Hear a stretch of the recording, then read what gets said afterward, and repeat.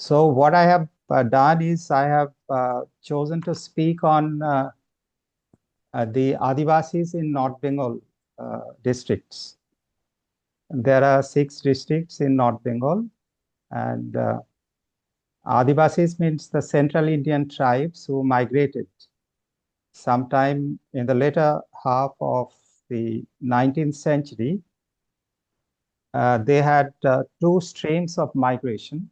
One was the agriculture-based economy in Malda district, in North Dinajpur, South Dinajpur district, and undivided Dinajpur actually, some parts of northern part of Bangladesh.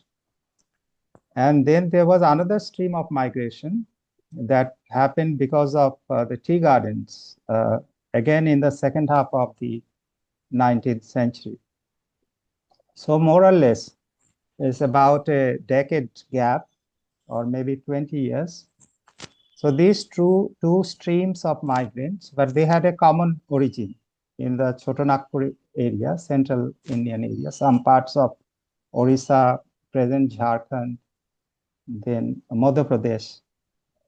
So the central Indian tribes, mostly they are the Oraon, Santals, Ho, Munda, Kharia, Kisan, those tribes, about a group of 20 different tribes migrated, and they, in course of time, adapted to one, tea garden economy, other, agricultural economy. Tea gardens are concentrated in primarily in 2 districts. One is Jalpaiguri district, where you see the heaviest concentration of Adivasis, and then Darjeeling district. Darjeeling again has division, like in the hills. There are tea gardens, but Adivasis don't work there. They're more or less absent. They primarily work in the Tarai and Duars region. Duars in Jalpaiguri and Tarai in Darjeeling district. And then tea gardens in the last 50 years or so gradually expanded in some parts of North Dinajpur district, Islampur area. And you could see some Adivasis working there as well. Apart from this pure agriculture and pure tea garden kind of economy, you can see also tribal settlements close to the tea gardens. So when tea garden economy stagnated, a part of the tribal population who are dependent on tea settled down in the fallow land. Maybe tea garden land is lease land, so actual owner is the government. So the leased land, then claimed land, fallow land, and in course of time, they were given patta, or the land right. So you have to locate Adivasis of North Bengal in these 3 economic locations. So I regard them as I have done some projects. I've written a couple of books on the Adivasis, written some articles, about 5, 6 articles. I did a project also. I'm still writing the project. So I have a first-hand understanding of the Adivasi life in North Bengal. And I reckon that they are, despite so many years of experimentation with independence and development, Vikas and so on, they live in a condition that can be termed as semi-slavery. And I find them more or less voiceless Adivasis. So that fits into the main theme, the focal theme of your seminar. So to begin with, I'll first explain the theoretical position. I borrow from, hello? Hello, am I audible? Hello? Hello? Yes, sir, you're audible. Okay. No, the screen changed, so I was worried. So let me talk about the theoretical foundation of my today's lecture. I borrow from Karl Marx's writing on pre-capitalist social formation. There's a book by Karl Marx, and where he discusses the ancient mode of production. So he talks about the ancient city-states in the Roman and Greek city-states, where he regards city-states as the political, centers. City-states as the political centers. Now, why it's significant? He saw that the kind of land system that was prevalent in ancient Greece and Roman times was that the landed people, they used to live in cities, small cities. And the students of political science would know that they practiced some form of direct democracy. That means democracy for the citizens. They were the landowners, they controlled the forces of production, and they controlled power. That means they were the decision makers, the lawmakers. And then outside the cities, in the rural area, it was, of course, agricultural economy. So there were slaves and peasants living in, because land system varied from region to region, even in ancient time. So they were either slaves or the peasants attached to land. That means they didn't have the freedom to leave their estates. And the system was pretty coercive. It has a mechanism to bind them to the landed system. So free movement from one estate to another was almost impossible. Now, this was a clear boundary between the two sections. The one section that controls economy and power, makes laws. The other section completely disenfranchised. They do not have any control over the productive forces. They do not have any access to the decision-making process. So laws were made to sustain and perpetuate the system. You can call it slavery, semi-slavery, or whatever, feudal system, some elements of feudal system. Later on, Michel Foucault reconstructed the situation as a form of power, which he termed as the city-citizen game, or shepherd folk power. Shepherd who controls the folk of, say, lambs, okay, or sheep. Now, these had two elements. One, the shepherd, who was given the responsibility of taking care of the herd. So he had to take care of every single sheep. So there was individuation. And on the other hand, there was totalization. Totalization means you have to discipline every single sheep of your herd. So the shepherd had this responsibility, roaming around with a stick that symbolizes power, to control the herd. A herd, a pack of sheep, herd of sheep, completely voiceless. They didn't have any control over the forces of production, nor they had any access to power. So it was a clear demarcation between the citizens and the non-citizens.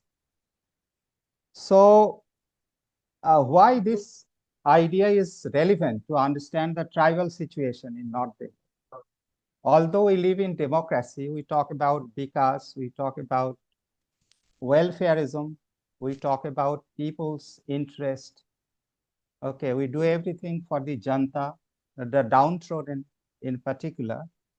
Despite all this, I see that notwithstanding, there could be some signs of upward mobility here and there, some spread of education here and there. But I have been following the tribal situation for over more than 30 years.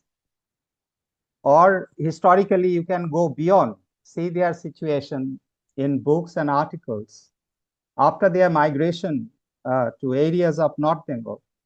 Their situation has not only improved, but has deteriorated over times. That unsettles me mentally. So I started to look into why this is the case, why the tribals are where they are, why they constitute the poorest of the poor, and why they are voiceless, why they can't articulate their voice in the form of movement or in the form of negotiation with the administration and so on. And this is the case despite Panchayati Raj and so on, because now initially panchayats were not extended to the tribal tea gardens, but now tea gardens, even tea gardens are covered by panchayats. So basically, I'll explain why this is so. So first of all, you have to look into their location. Location means historical location. You know that in their place of origin, they were all peasants, cultivators primarily. And then British imposed some land taxes on them, and they were not comfortable with that because historically they have been living without paying any kind of land tax. So when British imposed land tax, some of them revolted, and the Dikus, the outsiders, also penetrated the tribal belts and extended different strings of exploitation. So it's a combination of the British or colonial rule and the Indian exploiters, that made their condition precarious, but they revolted. And as you see, the Central Indian tribes have had a long history of revolt. They revolted. Santal, then Munda, Orans, they revolted in one form or the other. But it was their expression of their anger. But when they migrated to North Bengal, they were stuck in the tea gardens. Tea gardens worked as a kind of enclave. And they lived as someone bonded, they were supreme, they were under the total hegemony of the tea garden owners, European owners, of course, and they were not allowed to leave the garden, some kind of slavery or semi-slavery system. And they were forced to accept whatever conditions that they imposed on them. So you can't see them raising voices, and you can see how they express their anger, frustration, pain through different kind of folk songs, tribal songs, which are quite available in North Bengal among the Adivasis. Even today, these songs survive, how they express their pain and suffering, through their folk songs and so on. So in course of time, what happened is that they were not allowed any space to have a foothold on the material resources. Material resources means it could be landed resource. That was not there. Now in agricultural economy, they were given land. They were brought here, like Malda and two Dinajpur districts. They were brought there with the patronage of the Jamindars. And Jamindars encouraged them to clear land, like which were fallow land, not cultivated for years. They were encouraged to clear the land, and they were granted ownership, that natural ownership, that you have cleared the land, so it is your land. Then again, they have lost their land, because of penetration of the non-Adivasis into their regions. So they have gradually lost their land over the years. So a landowner, it's a history of landowner turning into marginal farmer, small farmer, or even landless agricultural laborer. I'll talk about this story. So I did a kind of comparative study of, say, 1961 census data and 1971 census data. 2001 census data in one of my books, where I found that while in 1961, about 80% of the Adivasis were cultivators. Cultivators means they owned land, plus they were cultivating their own land. And 20% were sort of agricultural labor. So that was the situation. In 61, I repeat, in 61, 80% of the Adivasis were recorded as cultivator in 1961 census. That was their main occupation. You can check their occupation table. And 20%, roughly 20%, were the agricultural labor, landless agricultural labor, recorded as the primary occupant. Now, when I checked the data in 2001, I could see that the equation has completely reversed. Like now, 80% were agricultural laborer and only about 20% were the cultivators. So that clearly indicates loss of land over the years. Now, as you know, left front government introduced some land reform programs. They sort of collected the excess land and redistributed land. And left front also recorded the Borga kind of rights. So Borga system benefited even the Adivasis, I would say, because last year only I visited some parts of Malda. I could see that Borga system, recorded Borgas are now inheriting their Borga rights. Like their grandfather, father was Borgadar. Now he is no more. His two sons have divided the land and continuing as the Borgadar. So that is a sharecropping system, still very much there in Malda and North Dinajpur district. But the fact is that overall, that Adivasis have lost their land despite the fact that the law that tribal land is inalienable. So I could explore the reasons. One reason could be maybe the outsiders use their trickeries to swallow, sort of, take away their land by resorting to different kind of tricks, by manipulating the administration. So that could be one reason. Second reason could be like, land division related to inheritance. Like the father had, say, 3 vigha of land. Then if he had 3 sons, so 3 vigha gets divided by 3. So the holding for one Adivasi becomes 1 vigha. And if he has 3 sons, so they turn into almost like landless agricultural labor. So now, how they are paid, as there is no minimum kind of wage for the agricultural laborer, and the wage can vary. I could see, I visited the area when they were harvesting potato. So a labor was being paid something like 200 and 250 rupees. Even school children were doing. Okay, now that is interesting.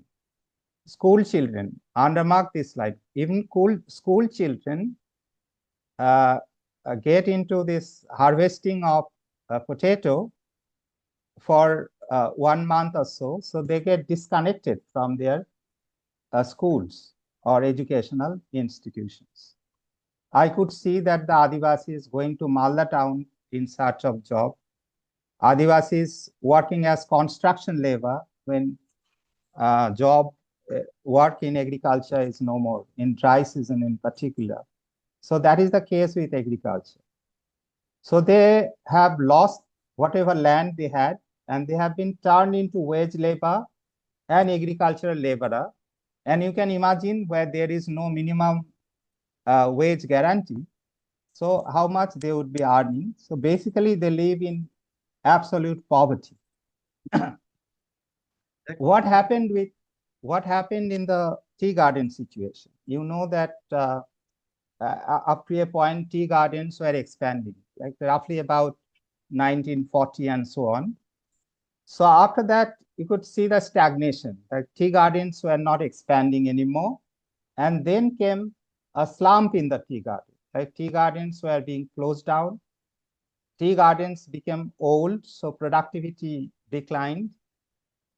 And tea gardens were abandoned by the so-called Maliks, So that put the tribal Adivasi workers into livelihood trouble. They were nowhere because they were mentally conditioned that for generations, the tea gardens will sustain.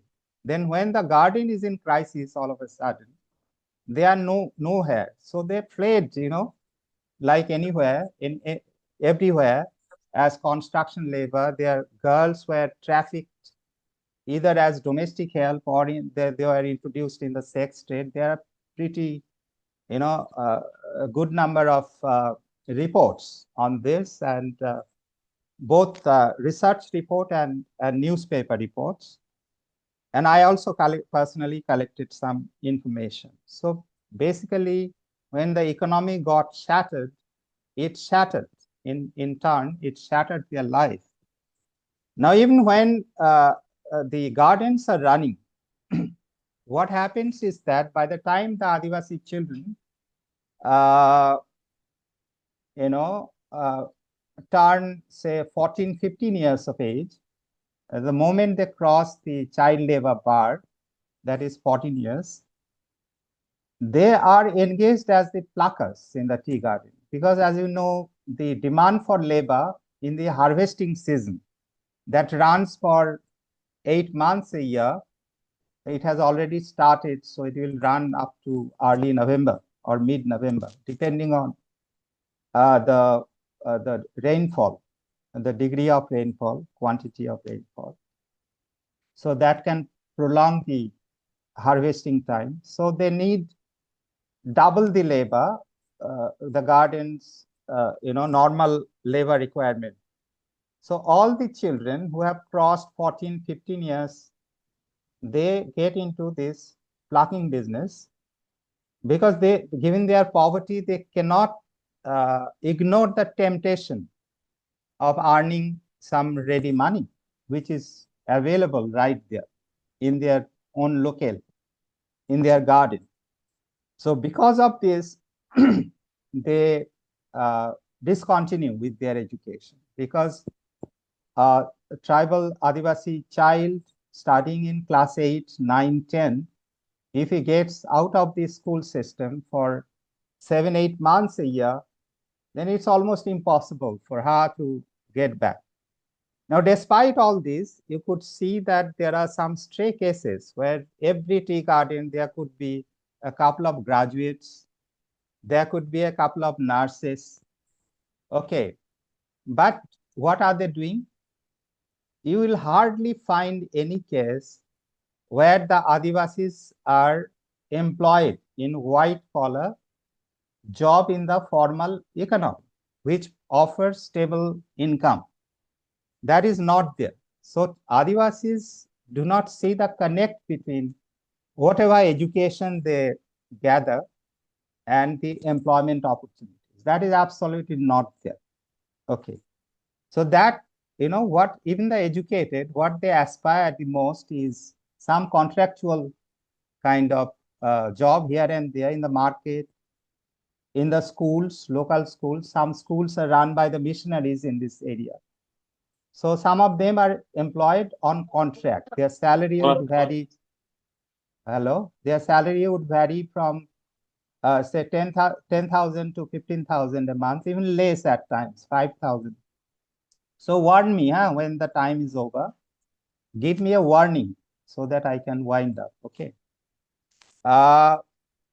So then the point is that they somehow, being a part of this development, quote unquote, development experiment, they have gradually lost their control over material resources.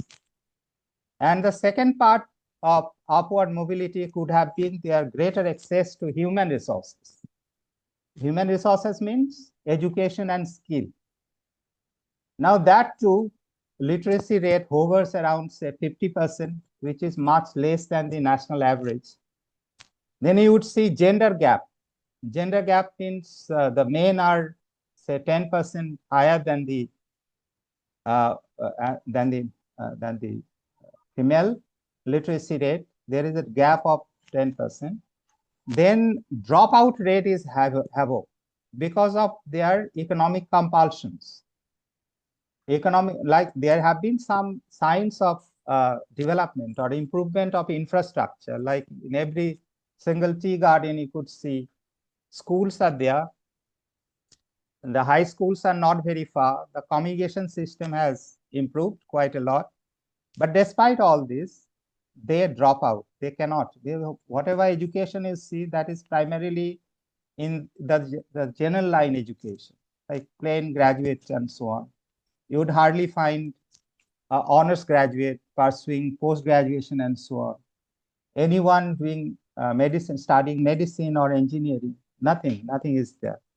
So in terms of human resources also, because of primarily economic constraints, they are stuck somewhere. And they are not motivated to education, to educate their children, second generation, because they can't afford it. And secondly, they don't see the connect between whatever education they achieve and getting a good formal organized sector job.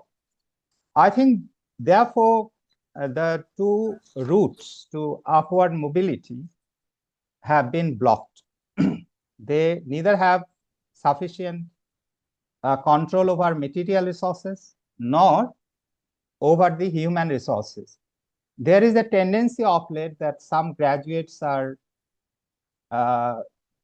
spending lakhs and doing B.Ed education. They're taking loans and so on. Some girls are doing nursing. That also I have seen. But where is the job? If they are not getting any job. Another important problem that I have seen, that if you visit these tribal settlements and villages close by, you will see the kind of vacuum, emptiness in the eyes of the children. So I had a thorough study. I discussed with their parents, the school teachers, and the children themselves. And the information that I gather is that they're trapped in two types of addiction. One, drug addiction. They get used to taking different forms of drugs in their early childhood days. Second addiction is mobile phone addiction. So according to the teachers, this is teachers' interpretation. They say that parents also agree that they are into drugs. So that is a deterrent, to their education. So this is more or less the scenario. Now the tribals in tea gardens have been demanding land rights for some years, but unfortunately land rights have not been granted. They are guided by the Plantation Labor Act 1951. There have been some revisions, but even the provisions of the 1951 Plantation Labor Act is flouted at will by the planters. So that is there. Now the agricultural laborers and the construction laborer, they don't have any job guarantee. They don't have any kind of minimum wage guarantee. So their wages fluctuate over the years. So they are in perpetual poverty and they constitute the poorest of the poor. That is my observation. Then comes finally the question of voices, whether the repressed have a voice. Gayatri Spivak has written a famous article, whether the subaltern can speak. She was skeptical whether they can speak, and so I am, whether they can speak, they can raise their voice. Now, even they want to, their voices are not articulate. For example, in tea gardens, they depended too long on the trade union, trade union movement. All parties had trade union wings. The left parties, Indian National Congress had. Now, Trinamool Congress has taken over most of the trade unions in the garden. Then even BJP has the trade union. So all the major national political parties have their trade unions. Now trade unions, even trade union movement, the Adivasi workers live with great deal of skepticism because the trade unions have failed to change their conditions. And this is their experience over generations. So they took up the onus on themselves and they turned to an ethnic movement, which took some shape in North Bengal districts. That was Adivasi Vikas Parishad movement. That was 2007-8, around that time. So what was their demand? They talked about land alienation. They talked about their precarious condition in the tea gardens. They talked about the ineffectiveness of panchayat and the trade unions, and therefore they demanded that they should be granted autonomy under the sixth schedule. So that was their demand. But it died, in almost in no time, because the major political parties got into action and they orchestrated, many forms of division among the Adivasis. And the Adivasi leadership was also chauvinistic, because what happened is when the present ruling party came to power in 2011, they co-opted all the Adivasi Vikas Parishad leaders and formed a board called Adivasi Development Board. Okay. And the Adivasi Vikas Parishad leaders are the leaders of the development board. Maybe nobody knows what kind of development this board is doing. I understand that they are given some annual grant by the state government, and the entire money is usurped by the leaders. No accountability, no visible sign of, investing the money for uplifting the quality of life of the tribals in North Bengal. So that is not there. So I would say that it's a trap.